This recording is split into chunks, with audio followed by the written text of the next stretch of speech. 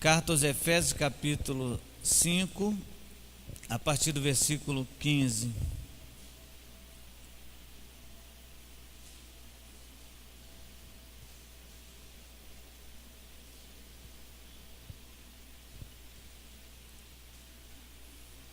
Acharam?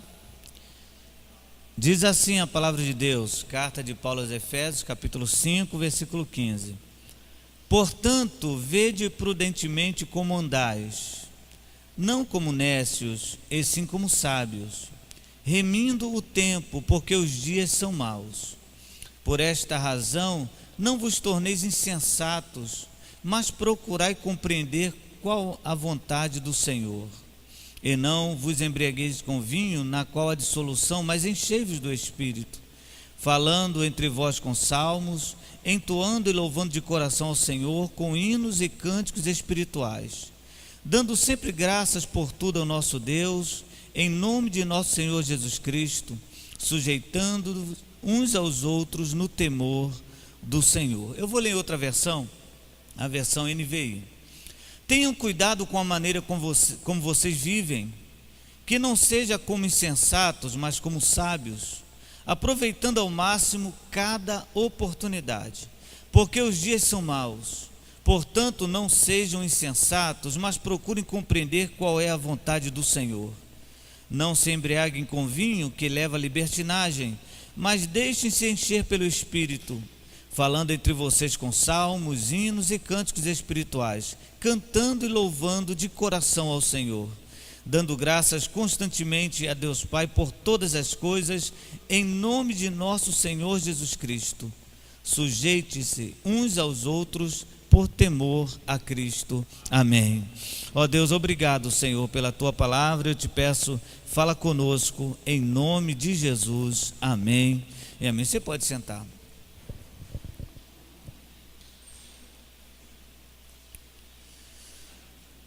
Meus irmãos, como falei aqui no início, esse tema de falar de viver em unidade ou em comunidade é um tema muito importante, é um tema urgente, é um assunto que deve ser levado em consideração, mas ao mesmo tempo ele é muito complicado. Viver em sociedade ou viver coletivamente exige muito de cada um de nós, muito. Por mais que você saiba que é uma necessidade, e você há de concordar comigo, que quando uma pessoa não quer viver em sociedade, nós logo pensamos e acreditamos que essa pessoa está com algum problema, quem sabe até num princípio de uma depressão. Mas por quê? Porque ela quer ficar sozinha, ela quer ficar no seu quarto, ela quer parar e pensar, ela quer pescar. Então nós acreditamos que o ser humano precisa viver em sociedade. A dificuldade toda é como viver em sociedade, é como aprender isso, é como de fato vivermos isso. O negócio é tão complexo, é tão difícil, que tem uma ciência só para isso. Não sei se você já ouviu falar, acredito que todos já ouviram, não sei se todos já aprenderam sobre ela, que é a sociologia. Existe uma ciência que ensina o homem a conviver na sociedade. Nessa ciência se fala sobre os conflitos tribais, se fala sobre a cultura, se fala pouco sobre a origem do homem, mas ela se detém muito mais no aspecto social, no que se refere aos conflitos sociais e aos eventos sociais. E nós temos aí alguns pensadores conhecidos, famosos, que você deve estar pensando já no Karl Marx, já deve ter falado nele, aquele socialista, aquele que acreditava muito em uma cultura social. Você também lembrou de Max Weber, aquele homem que acreditava também no poder da sociedade, independente do valor do indivíduo, o que é muito confuso você entender. E você já deve ter ouvido falar também em Émile Durkheim, que é o pai da sociologia francesa. Esse homem era interessante, ele ensinava que o homem não pode ser ele mesmo, o homem não pode dizer quem ele é e não pode viver como ele acredita que é, porque a sociedade é quem rege, é o grupo social que você está incluído, que diz para você qual a religião que você tem que ter, qual o comportamento que você tem que ter, como você deve ser, e de fato não está de todo errado.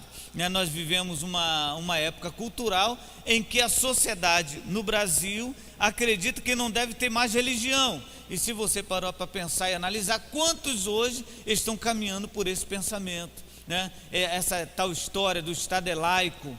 No Estado é laico, é uma forma de tentar incluir ou embutir no coração das pessoas que é desnecessário ter uma religião. Então esse pensador, esse sociólogo francês, ele dizia que ninguém pode ser de uma religião se o grupo não for daquela religião. Nenhuma pessoa pode ser aquilo que o grupo social não diz que é uma regra. E de fato nós podemos concordar com isso, né? Por exemplo, a sociedade brasileira exige que a mulher brasileira tenha um certo perfil. E muitas pessoas acreditam que deve até se mutilar para isso. Até injeção na boca é dada. Mas por quê? Porque eu quero que minha boca, o meu lábio seja maior. Se nascesse com lábio maior, ela oraria para Deus curar, né? Mas como nasce? Mas por quê? Porque a sociedade criou um padrão e as pessoas acreditam que tem que ser assim, que o certo é assim. Viver em sociedade é muito confuso. Eu queria dizer para você que viver em sociedade é tão difícil que quando Deus tirou o povo do Egito, Deus criou 10 leis. E algumas pessoas acreditam que as 10 leis que Deus criou por uma questão religiosa. Não, os 10 mandamentos são questões religiosas. Mas se você ler todo o Pentateuco, e você ler principalmente lá em Levítico, você vai notar que o Pentateuco o Decálogo, as 10 leis, não são leis religiosas, são leis civis. Preste bem atenção, o povo estava saindo do Egito, vivendo uma cultura diferente, vivendo subjugado. Eles eram escravos no Egito e agora se tornaram um povo livre baseado em uma única liderança que eles entendiam que era um profeta, que era Moisés. E esse povo agora, que era constituído de uma população 5 vezes maior, até muito mais do que isso, 5 vezes, estou sendo até simplório, muito maior do que a habitação, do que o número de habitantes, aqui de Araripina, muito maior. Como eles iriam viver sem leis? Então Deus chama Moisés e fala: Moisés, eu vou te dar 10 leis, e essas leis vão reger o povo de Israel como nação. Era uma questão social, era necessário socialmente eles terem regras e leis. E se você notar, não sei se todos já sabem disso, não é nenhuma novidade, que a maioria das constituições dos países europeus, todas elas são baseadas no Decálogo, e elas então criam os artigos e incisos, mas as leis principais são as 10 leis que Deus deu a Moisés, com exceção, é claro, dos países islâmicos ou muçulmanos, como você preferir. Deus, sabendo essa dificuldade, Ele cria as leis. E dentro da igreja, é fácil viver socialmente? Não, pastor, quando chega na igreja, aqui é outro mistério. Aqui é outro nível, aqui é outro ambiente. Aqui todo mundo fala a língua dos anjos. Aqui todo mundo, pastor, se pisar no pé, ele se ajoelha e beija o pé da pessoa e fala: pisa de novo. Aqui é outro negócio, é um requisito muito especial. Não, aqui não tem contenda, aqui não tem divisão. E o problema, irmãos, é que, a exemplo da sociedade humana, ou do mundo, ou secular, como você preferir, a sociedade eclesiástica ou da igreja também é constituída de indivíduos. Você sabe o que quer dizer? Individualidade é aquilo que mostra que você é você. São as nossas características. E a igreja, no seu corpo, também é formada por indivíduos, cada um com a sua história de vida diferente. Tem pessoas que entraram aqui na igreja que têm uma história de vida trágica na infância. Tem outros, por sua vez, que têm uma história, como é que eu posso dizer assim, melhor possível, mais agradável. Outros vieram do vício, que também é uma história diferente. Outros vieram da prostituição, e nós nos aglomeramos no mesmo lugar e falamos: agora nós servimos ao mesmo Deus e temos o mesmo idioma. Isso é muito fácil na oratória, mas na prática é muito complicado. Por exemplo, temos aqui pessoas de várias profissões. Temos aqui na igreja pedreiros, auxiliar de escritório, empresários, professores, e junta essa turma toda, e essa turma toda se constitui igreja. E o interessante é que, chegando aqui na igreja, aquele que é pedreiro prega, como aquele que é empresário também prega. Há uma, pelo menos na nossa prática litúrgica, há uma igualdade. O problema é saber no coração. O problema é saber lá dentro se essa igualdade, se esse convívio social eclesiástico é de fato verdadeiro. Cada um de nós aqui tem sonhos diferentes. Eu não vou aqui perguntar a você qual o seu sonho, porque talvez o seu sonho nem o seu esposo possa saber, porque senão ele te mata hoje. Mas cada um de nós temos um sonho, e sonhos são diferentes. Cada um de nós, irmãos, temos medos diferentes. Você não tem medo? Quem aqui não tem medo? De nada. Que bom, todos nós temos medos. E quando eu falo de medo, eu não me refiro somente a coisas sobrenaturais, eu me refiro a medos da vida, medo de perder. Se você parar para pensar, toda a nossa vida é gerada uma expectativa de ganhar. Ninguém fica hoje pensando assim: ah, meu Deus, amanhã que bom, quem sabe amanhã meu filho morre. Já viu alguém falar isso? Quem sabe, meu Deus, amanhã a porta de emprego fecha, né? Imagina que maravilha. Ninguém pensa isso. As pessoas só pensam, a nossa expectativa é sempre boa. Amanhã vai melhorar, amanhã vou ter um filho, amanhã vou casar. É um mistério. Nós sempre geramos essa expectativa. A dificuldade é que temos medos também. E a nossa expectativa, todas elas são baseadas em cima dos nossos medos. Quem tem medo de separar já começa a sonhar que amanhã vai melhorar. Bom, para você não ficar atribulado comigo, vamos aqui ao que o apóstolo Paulo nos ensina sobre o convívio dentro da igreja. Como deve ser o nosso convívio social na igreja. Como deve ser o nosso comportamento na igreja. E ele começa dizendo o seguinte: que vocês não sejam insensatos. Essa palavra aparentemente não há nenhuma novidade, porque a insensatez, é claro que é falta de sensatez. Uma pessoa insensata é um nécio. Sim, também poderíamos definir assim. Mas o apóstolo Paulo usa uma palavra grega, e eu queria que você notasse isso, que é interessante, que na sua tradução significa sem mente. Sem mente, não é semente de plantar, não é sem mente. Veja só, é como se ele falasse assim: que vocês não sejam pessoas sem mentes, que não pensem. E o que para o apóstolo Paulo significava ser uma pessoa que não tinha mente, que não pensava, que não raciocinava? Para ele era o seguinte: todo aquele cristão que convive em meio cristão e volta a cometer os delitos do mundo, essa pessoa é insensata, essa pessoa não tem mente, essa pessoa não pensa direito. A Bíblia fala que os porcos voltam ao seu vômito, considerando aqueles que vêm para a igreja e ao mesmo tempo praticam aquilo que praticavam lá fora. Se eu quero conviver dentro da igreja, no meio social eclesiástico, eu não posso cometer as mesmas coisas que cometia lá fora. O interessante aqui é que esse ato, quer dizer cometer alguma coisa, não se refere àquilo que você entende como pecado maior. Exemplo: antigamente, pastor, eu fumava 3 baseados por dia, hoje não fumo mais. Sim, você não deve fumar mesmo, de jeito nenhum, de forma nenhuma. Você não pode ter nenhum tipo de vício, porque Deus não se agrada de vício. Por quê? Porque vício aprisiona, e tudo que vicia você deve se libertar. E se nós pensarmos assim, nós devemos também pensar na internet. Tudo que vicia você, Deus não gosta, porque Deus libertou você. Deus quer você livre de qualquer vício, de qualquer coisa que te prenda. Bom, isso aí, vício, estamos libertos. Mas quando Paulo fala de voltar ao comportamento mundano, ele cita dentro da sua tradução outros textos, outro comportamento. Exemplo: falar mal do irmão.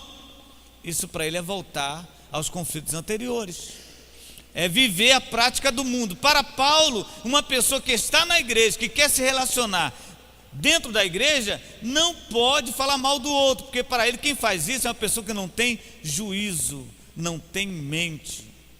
E eu já falei para você aqui aquela expressão, alguns acharam interessante, que quanto mais Pedro me fala de João, mais eu conheço a Pedro. Essa é a verdade. Se uma pessoa chega para você e sempre te aluga para falar de alguém, cuidado com essa pessoa, tenha pena da outra, porque a vítima é a outra. Se alguém fica te procurando para ficar falando sempre a mesma coisa, cuidado. O apóstolo Paulo fala assim: olha, essas pessoas não têm mente, não tem como convivermos em irmandade se nós não entendermos a limitação de cada um de nós e ficarmos falando mal do outro. Outro exemplo aqui para o apóstolo Paulo, que eu pego aqui um comentário, não está explícito aqui na carta dos Efésios, mas em um comentário, que o apóstolo Paulo se indignava quando as pessoas não entendiam que agora serviam ao mesmo Deus. É possível falar isso? É possível acreditar que no meio de uma igreja existem pessoas que não servem ao mesmo Deus? Sim ou não? Eu vou citar para vocês hoje um Deus que é servido nas igrejas evangélicas, o Deus chamado Mamon, que é o dinheiro. Muitas pessoas não servem a Cristo na igreja, servem ao dinheiro, e por ele fazem tudo. Estão no mesmo lugar, cantam os mesmos louvores, fazem as mesmas orações, mas o seu Deus é outro. Eles fazem porque acreditam que o Deus Mamon, o Deus da riqueza, o Deus dinheiro, dólar, real, como você preferir a sua moeda, saiba de uma coisa: existem pessoas que estão na igreja, mas servem a deuses diferentes. E o outro Deus que é servido na igreja é o próprio homem. Tem pessoas que servem a homens, tem pessoas que vêm para a igreja porque servem a homens. Eu vou lá porque o pastor é isso, eu vou lá porque o meu pastor é assim, eu vou fazer porque o pastor é bonzinho, eu vou fazer porque o pastor disse. Você tem que fazer para louvor a Deus, para gratidão a Deus, para exaltação ao nome do Senhor, que não tenha outro Deus aqui em nosso meio, a não ser o Deus verdadeiro, o nosso Senhor Jesus, que não tenha pessoas em nosso meio que não tenham mente. É um negócio estranho falar isso, né? Uma pessoa sem mente, mas vamos continuar aqui. E ele fala também o seguinte: aproveitando ao máximo cada oportunidade. Na versão que eu li aqui na atualizada, fala-se remindo o tempo, aproveitando cada oportunidade. Você sabe por que o apóstolo Paulo diz isso para aqueles crentes? Por uma razão simples, não é nenhuma revelação. É porque os crentes daquela época esperavam o arrebatamento da igreja para aqueles dias. Então o apóstolo Paulo acreditava que cada oportunidade perdida, talvez você não tivesse mais chance nenhuma de ter outra. Então ele fala assim: olha, aproveite cada oportunidade, porque Jesus está voltando. Em outras palavras, para que haja um bom convívio social dentro da igreja, é necessário nós entendermos da urgência de fazermos as coisas certas. É importante você entender que talvez você não tenha tempo de pedir perdão amanhã. Pastor, mas Jesus já está demorando 2000 anos, mas a sua partida não está somente presa à volta de Jesus. Você pode partir de outra maneira. Aproveite a cada oportunidade de pedir perdão, de ser uma pessoa melhor, de ser o melhor crente. Aproveite cada oportunidade de falar bem da pessoa, de cuidar de alguém, de abraçar alguém, de socorrer alguém. Talvez você não tenha outra chance. Existem muitas pessoas que falam do outro e falam, acreditando que Deus vai protelando isso por muito tempo. Você não sabe quantas oportunidades você terá para reconciliar a tua vida com o irmão e com Deus.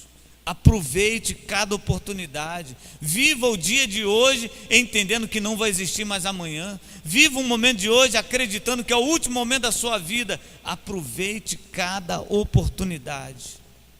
Quando você olhar para uma pessoa, normalmente eu sempre falava isso lá na academia missionária, até no curso de formação ministerial, quando estavam com os irmãos lá, que nós dávamos as mãos para orarmos, e eu falava assim: olhe para a pessoa que está do seu lado. Eles olhavam e tal, e eu falava assim: talvez você nunca mais haverá. Que isso, pastor? Talvez você nunca mais haverá.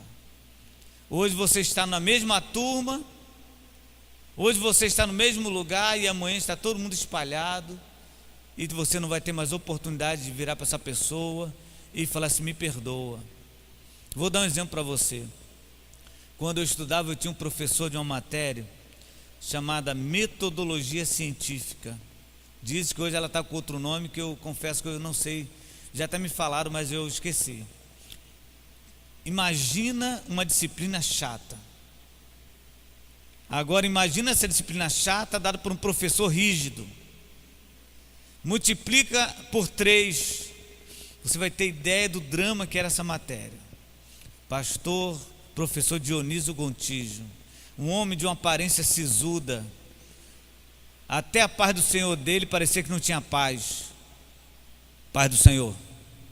Chegava na sala de aula, metodologia científica. Vamos aprender hoje a pensar do geral para o particular, depois do geral para o particular, depois do particular geral, e depois de dentro para fora e de fora para dentro. Aí eu ficava assim olhando assim, vamos lá, raciocínio lógico, logo isso, logo aquilo acontece, tudo é na lógica. Eu falei, meu Deus, onde que eu estou? Fernando Firmino, se você veio de casa para estudar, logo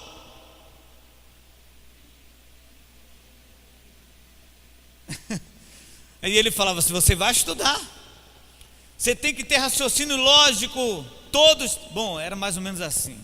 E ele, para surpresa nossa, não indicou um livro, não deu uma apostila, e ele chegava no quadro, botava uma frase e dava a aula dele toda. Ele passou um trabalho.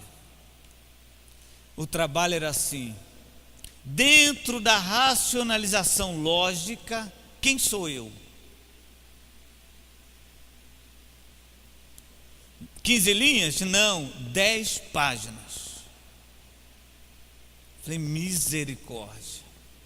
Trabalhava, estudava, falava para meus colegas assim, ei, e o trabalho? Faça a mínima ideia. Falamos mal dele, esse professor, esse atribulado, isso não sei o que. Irmão, seriamente, esse professor, outro dia ele chegou na sala, professor, um aluno lá muito ousado, eu quero questionar o seu trabalho. Pois não, pode questionar, por favor, racionalmente. Ele já quebra a pessoa, né? Aí ele falou assim, pastor, o senhor sabe que eu trabalho e que eu estudo aqui, chego em casa meia-noite? Sei, imagino que sim. Eu não tenho tempo para fazer trabalho, professor. Eu não fico na faculdade dando aula, ainda agrediu ainda. Eu não tenho tempo. Aí o professor chegou próximo dele e falou assim, me responda uma pergunta simples. O que você faz de meia-noite às 4 da manhã? Durmo. Então não durma mais. Faça o seu trabalho, porque o prazo não vai ser alterado. Irmão, aquele conflito na sala. Olha, por sorte aquilo não era um seminário islâmico, porque senão todos eles teriam se explodido lá dentro. Todo mundo falou mal dele, falou. E eu pensei, vou fazer. Dentro da minha limitação, fiz lá as 10 páginas, claro, peguei texto bíblico, botei o salmo todo. Já fez isso? Na época não tinha copiar e colar, eu saí datilografando tudo, todo o texto, salmo 91, 119, e fui preenchendo. E levei lá o trabalho.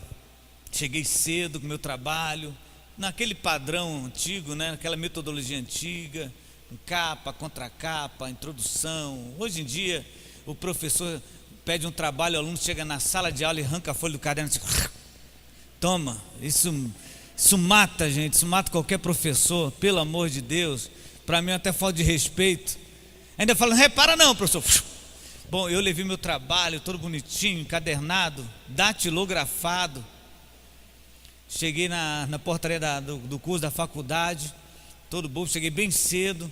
Por favor, para a recepcionista, o professor Dionísio Gontijo já está? Ele olhou para mim assim e falou assim, professor Dionísio Gontijo, ele já chegou porque eu quero entregar meu trabalho para ele, que eu fiz trabalho, eu quero entregar o trabalho. Ela falou, você não soube não? Ele faleceu no sábado. Gente, o meu semblante caiu. Eu tinha feito o trabalho.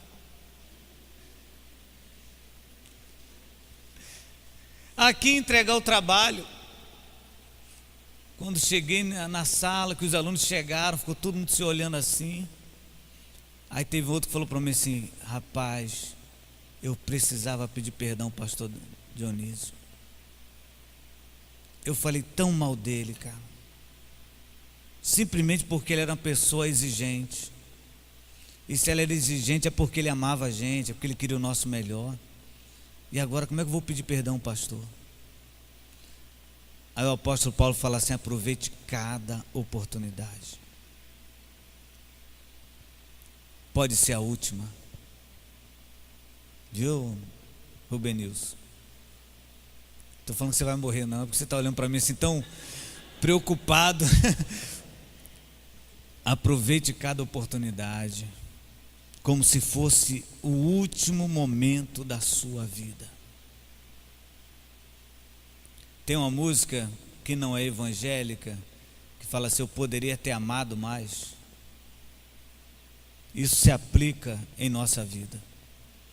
Ao invés de brigarmos tanto, ao invés de termos tanta dissensão, tanto departamento entre nós, por que não aproveitar cada oportunidade para dizer eu te amo?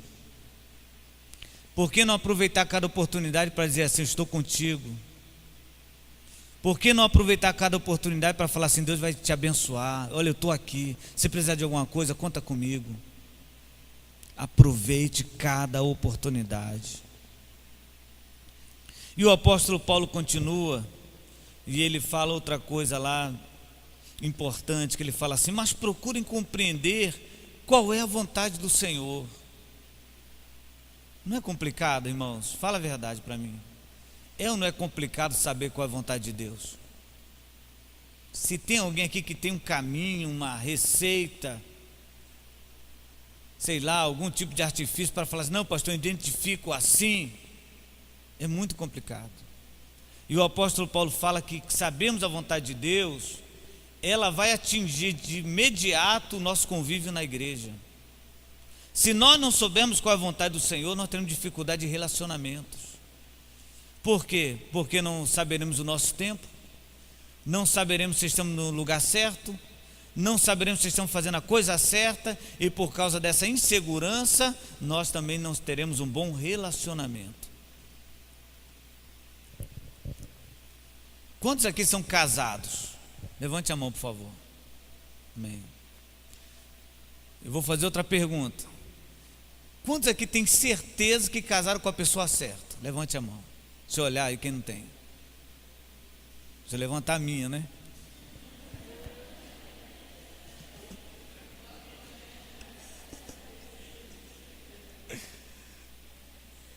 Você não tem certeza? Tem, Mônica, certeza? Não é por isso que você luta pelo seu casamento? Você não tem certeza, Rogério? Não é por isso que você luta? É porque a certeza nos manda a luta. Agora, quando não há certeza do que estamos fazendo, se é certo ou errado, nós não lutamos. Se nós entendermos qual é a vontade do Senhor para essa igreja, todos nós vamos nos imbuir e lutarmos juntos. Mas quando não se sabe, irmão, aí fica essa briga. Um brigando com o outro, um querendo ser melhor que o outro, um querendo falar mais que o outro, porque não entende a vontade do Senhor. E a Bíblia fala que a vontade do Senhor, ela é o quê? Boa, agradável e perfeita. Você quer se relacionar bem? Compreenda qual a vontade do Senhor para a sua vida. Se você não souber isso, você nunca saberá, voltando ao falecido pastor, você nunca saberá quem é você mesmo. E se você não souber quem é você, aí, irmão, como você vai querer compreender os outros? Como? Não tem condição. Saiba qual é a vontade do Senhor. Eu já falei isso aqui uma vez, vou repetir a pergunta de um aluno da Academia Missionária. Pastor, como eu posso saber se é a vontade de Deus? Porque o pastor lá na minha igreja fala assim, vamos fazer isso porque Deus, isso aqui é obra de Deus, isso aqui é obra de Deus. Como eu posso saber se é obra de Deus? Agora eu sou obrigado a filosofar. Só você sabe. Só você sabe se o que você está fazendo é obra de Deus. Só. Por quê? Porque a obra de Deus ela é definida se é obra de Deus ou não pela sua motivação. Talvez você pode até estar fazendo algo grande na igreja, mas se a sua motivação não for louvar a Deus, isso não é obra de Deus. É a sua obra. É o seu desejo. É o seu ego, menos a obra de Deus. Só quem define é você. Se um dia você chegou aqui na igreja e tinha ali um papel de bala lançado ali na entrada da igreja, e você ficou atribulado, como é que pode alguém lançar um papel de bala aqui? Eu não vou deixar, porque essa aqui é a casa do meu Deus, e você pegou, porque é a casa do seu Deus, você fez a obra de Deus. Agora, se você foi pegar o papel de bala olhando para mim, para ver se eu estava vendo, ou se algum diácono estava olhando e olhou assim: olha, moço, eu estou pegando papel. Isso não é obra de Deus, isso é obra sua. Só você sabe o que é obra de Deus. Será que você tem feito a obra de Deus, ou será que você está fazendo a sua própria obra? O apóstolo Paulo, então, para você ter um bom relacionamento na igreja, saiba qual é a vontade do Senhor. Se você não souber, se eu não souber, se nós não soubermos, nunca teremos um bom relacionamento na igreja. Outro ponto aqui. Ele fala assim: mas deixem-se encher pelo Espírito. Você notou que há uma grande diferença entre você deve se encher ou você deixar ser cheio? Não há diferença? É como, por exemplo, você fala assim: eu vou tomar um banho. É bem diferente daquela época quando você era criança, sua mãe falava assim: eu vou te dar um banho. Quem aqui já tomou banho em caco de telha? Foi só Jó, não? Ai, que bem. Meu Deus, eu era traumatizado. Mas caco de telha no tanque. Vem para cá, tira esse grude. Era igual Jó. É bem diferente. Quando você fala assim: olha, eu vou me encher, você está dizendo que é uma atitude sua. Agora eu queria que você entendesse uma verdade nesse texto aqui. Se deixar encher é algo que você permite e não que você busca. Calma. Ah, pastor, eu aprendi que nós temos que buscar os dons espirituais. Deve, mas você deve acreditar que quem derrama, quem enche é o Espírito. Você só permite.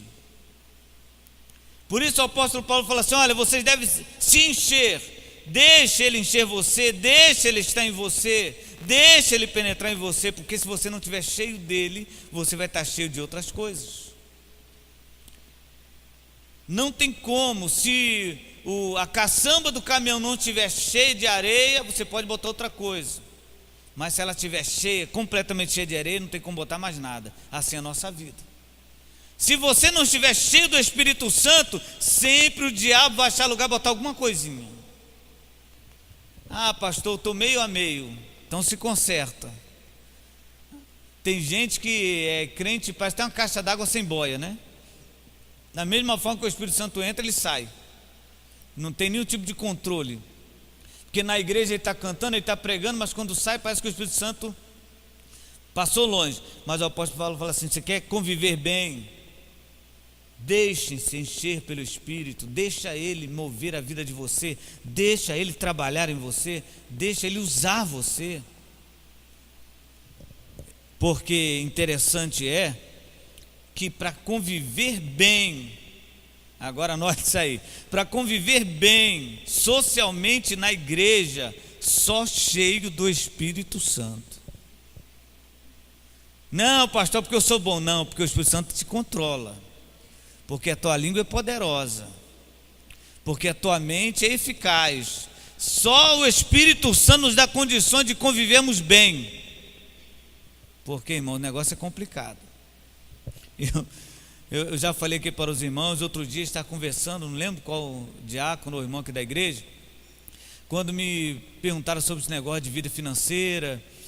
Não foi uma pergunta assim, perguntando quanto que eu ganho, não, irmãos. Foi uma pergunta assim, que a vida financeira do pastor é muito difícil e tal e tal. Eu falei: irmãos, irmão, eu tento levar minha vida normal. Se eu tenho que comprar alguma coisa, eu compro. Se eu tenho que vender, eu vendo. Como assim, pastor? Porque a vida da pessoa é assim. Se o pastor compra um carro novo, né? Desviou dinheiro. Se não compra, é miserável. Se o pastor visita demais, é intrometido. Se não visita, é insensível. Se vem de terno, metida espiritual. Se vem de camisa assim, é carnal. Então o que eu vou fazer? Eu vivo a minha vida. Concorda comigo? tem como. A nossa vida é assim, é muito difícil viver socialmente na igreja. E como conseguir? Só cheio do Espírito Santo. Não tem outro jeito. Você pode... Não, sabe de uma coisa, pastor? Eu vou chegar na igreja, aleluia, vou assistir a pregação, quando eu estiver orando, pelo final eu vou embora. Ah, por quê? Porque eu não consigo ouvir ninguém falar de ninguém. Aí para não me contaminar, aleluia, eu não me junto a ninguém. Você é pior do que os ímpios, porque você já está se achando superior aos outros, mais santo do que os outros, mais espiritual do que os outros. Você quer demonstrar sua espiritualidade? Fica no bolo, fica no meio. Aí eu quero ver tua espiritualidade. É no bolão, sabe? É na aglomeração, é no empurra, é que você mostra a espiritualidade. É lá que você mostra quem você é. Vou até fazer uma ilustração aqui muito saudável, não bíblica, mas saudável. Jogo do Flamengo no Maracanã, lotado de gente. Tem uma torcida organizada do Flamengo chamada Raça Rubro-Negra. O pessoal é tribulado, só gente forte igual a mim assim, negócio. E um conhecido meu levou lá para o Maracanã o seu primo, que é vascaíno, doente, no jogo do Flamengo contra outro. Está lá aquele jogo, e está lá no meio da torcida, raça, não sei o que, o Flamengo faz um gol, todo mundo levanta, está lá o vascaíno assim meio sem graça, mas fica de pé, né? Então, só que o outro time empata. Bom, o Flamengo está no momento bom, aí o líder da torcida raça, aí tem um modo convincente, muito, como é que eu posso falar, eficaz. Ele pegou um pedaço de madeira e passou assim nos bancos assim: levanta e grita! Levanta e grita, todo mundo. Quando chegou na vez do vascaíno, levanta e grita, ele levantou: Mengo! É lá no meio do bolo, gente. É lá no meio do bolo que você grita a Deus ou demônio. É lá no meio do bolo que você revela quem você é, se você é crente ou não. É no meio das dificuldades. É quando você está trabalhando a obra de Deus e o pessoal fala de você, é aí que você mostra se você é crente ou não. Quando você está servindo, fazendo o seu melhor, e no meio do tumulto as pessoas te julgam mal, as pessoas querem mal de você, é nesse momento que você tem que estar cheio do Espírito Santo e demonstrar que você está cheio do Espírito Santo. E agora, por último, última recomendação do apóstolo Paulo é quando ele fala assim, olha, anote aí, sublinhe na sua Bíblia: sujeitem-se uns aos outros, por temor a Cristo. O apóstolo Paulo aqui defende um governo democrático, ou uma sociedade democrática. Ele defende aqui uma administração da igreja democrática. Você sabe muito bem o que significa a palavra democrático, não é necessário ficar falando. Demo, povo; kratos, poder. O poder emana do povo, o poder vem do povo. O apóstolo Paulo acreditava que sem essa democracia na igreja, não há condição de relacionamento. Dentro desse conceito democrático, o apóstolo Paulo ensina 3 razões aqui. Primeiro, respeito mútuo, onde o direito individual deve ser reconhecido. Cada um de nós temos direitos. E onde os nossos direitos terminam?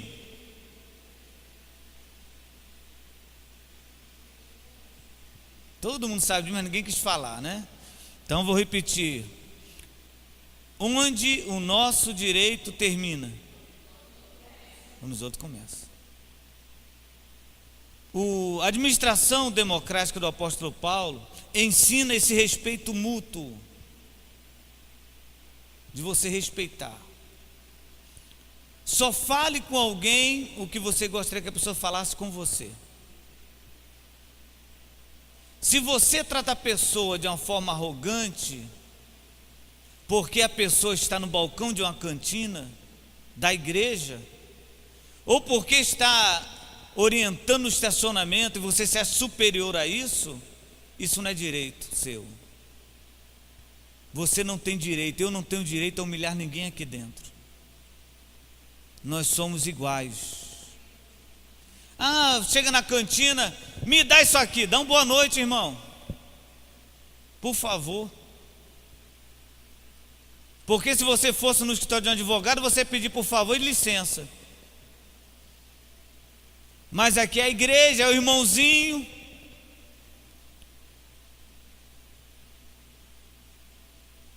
Democracia, irmão, não é falar o que quer, não. Democracia é respeitar os outros. Não, eu falo o que eu tenho de falar. Fala, vai para o inferno assim mesmo. Com a língua grande, vai do jeitinho certinho que você está. Não, porque é o meu direito. O seu direito aqui é respeitar os outros. O apóstolo Paulo fala: sujeitai-vos uns aos outros. Aqui, e eu não falo isso em uma simples falácia, é verdadeiro no meu coração. Aqui, todos são iguais. Todos. Cada um com a sua responsabilidade, mas todos são iguais. Se um diácono vai pedir alguma coisa a você, ou alguém aqui dentro, eu não obedeço ordem de diácono. Então você não está sob os cuidados de Deus. Se você não entende, não observa a hierarquia, você não se converteu ainda. Tem muitas pessoas que gostam de brincar com os diáconos, né? Falar mal dos diáconos. Tem logo 3 aqui na minha frente, 4 e tantos outros aí. Porque acreditam que a diaconia é aquele cargo do chato. Diácono é uma função espiritual que você deve respeitar, sim. Se pediu alguma coisa que você não concorda, seja pelo menos educado. Sinceramente, irmãos, tem pessoas que precisam aprender educação. Porque jogar papel de bala dentro da igreja, para mim, é falta de educação. Para mim, sair lá da salinha lá e não ter o cuidado de desligar o ar-condicionado é falta de educação. Porque em casa faz, não faz? Diz minha mãe que quando meu pai foi internado, ele passava nos corredores do hospital tentando apertar o botãozinho para apagar as luzes, de tão econômico que ele é. Mas em casa você não faz isso? Paga essa luz aí. Por que na igreja você não pensa assim? Para o apóstolo Paulo, o relacionamento democrático, o respeito é mútuo, porque é baseado no amor. Ih, irmão, agora travou. Porque sujeitar tudo bem, né? Ele é meu patrão, me sujeita. Agora não amo ele, não. Já viu isso? Sinceramente, eu obedeço meu patrão, mas amar não. Sim, falar em patrão, deixa eu dar uma ideia aqui para você. Ver aqui na minha mente aqui é uma revelação firminal para você. Aqui não tem chefe. Deu compreender? Por favor, ninguém me chame de chefe. Aqui tem irmãos. Você está proibido de chamar alguém de chefe aqui dentro. Amém? Você gosta de ser chefiado, né? Seu negócio é tribulado mesmo. Você gosta do cangaço. Mas aqui não, aqui nós somos irmãos. Numa igreja que eu estava, já estou terminando já, tá bom? Numa igreja que eu estava, tinha um diácono, muito meu amigo, hoje pastor Valnir, não tem M, é N. E ele, por um dado momento, ele entendeu que ele recebeu um dom de Deus. O dom de Deus dele, segundo ele, era ser meu segurança. Eu falei, como assim, irmão? Então, quando eu saí do trabalho para a igreja, que ele vê meu carro chegando lá na esquina, ele olhava assim, olhava para a rua, abriu o portão, literalmente. Aí eu entrava, ele fechava o portão, ficava lá fora olhando, depois ia lá no carro. Tudo bom, pastor Fernando? Tudo bem? Você está precisando de alguma coisa? Eu falei, não, meu irmão, está tudo bem. O senhor vai direto para a igreja, vai entrar no templo, vai ao banheiro? Eu falei, irmão, que história é essa? Onde quiser, meu irmão. Não, porque eu vou lhe acompanhar. Aí eu ia para a igreja, ele ia atrás de mim. Aí eu sentava, ele ia para fora. Falei, Jesus, mas eu achei muito estranho isso, mas teve um dia que funcionou. Porque eu tenho um grande amigo chamado Eduardo Ávila, que ele era macumbeiro, ele era ogã. Dizia ele que baixava nele a tal da pombagira. Era uma pessoa assim, sexualmente desregrada, tribulado. Aí eu comecei a convidar ele para a igreja, ele ia para a igreja e ele não conseguia ficar no culto. Não conseguia de jeito nenhum. Quando começava os louvores, ele ficava inquieto, é claro, né? A posição demoníaca, ele ia embora. Toda vez. Aí teve um dia que eu cheguei na igreja com ele de carona. Aí quem estava lá no portão esperando? Diácono Valnir. Olhou, abriu o portão da mesma forma e o Espírito Santo me deu uma ideia. Aí o Eduardo Ávila foi ao banheiro, foi o Diácono Valnir, por favor, vem aqui. Ele, pois não, pastor. Está vendo o irmão que veio comigo? Tô. Maconheiro. Fica no pé dele, por favor. Se você vê ele levantando, por favor, pode deixar. O diácono saiu do banheiro, o Valnir já estava lá. Você tem que ver o Eduardo Ávila contando. Se vier uma oportunidade, eu vou trazer o Eduardo aqui, ele vai contar isso para você. Aí, se foi para a igreja, o irmão atrás. Sentou numa cadeira no corredor, o Valnir ficou em pé do lado dele. O culto todo. Toda hora que o Ávila se mexer, ele. Mas funcionou. Quando acabou o culto, ele falou assim: pastor, foi um negócio estranho hoje, você não notou não? Aquele irmão ficou em pé do meu lado, já me deu até medo, parecia que ia me bater. O que houve? Eu falei: Ávila, é o seguinte, rapaz, eu falei para ele que você era maconheiro. O que, pastor? Falei, mas você viu como é que funcionou? O que eu estou falando aqui na pregação sobre isso, hein, gente? Tem nada a ver com o que eu estou falando aqui agora. Eu estou falando baseado no amor. O que tem o amor a ver com isso? Se nós entendermos, né? Eu falei de chefe fui para o Valnir, de segurança, bom, tribulou tudo.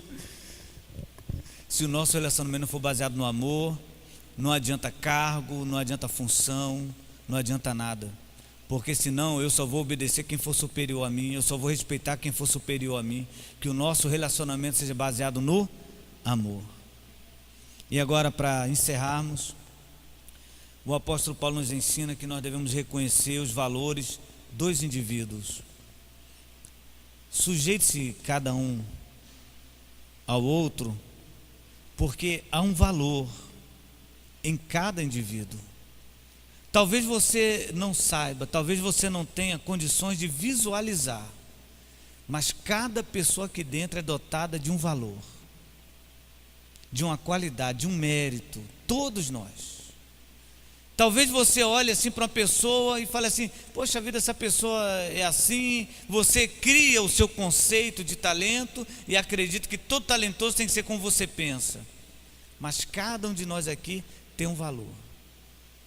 Dentro do relacionamento da igreja, se isso não for observado, você vai depreciar pessoas. Você não vai querer ouvir pregações de vida de um ou de outro.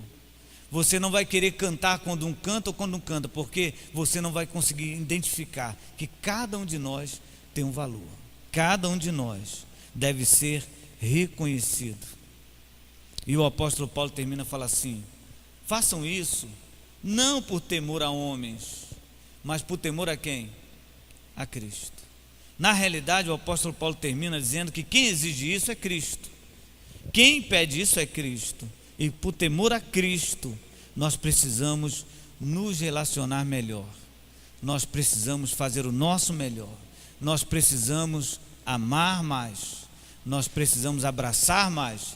Nós precisamos socorrer mais e vivermos mais unidos como uma grande família, para a glória de Deus Pai e em nome de Jesus. Que Deus nos abençoe.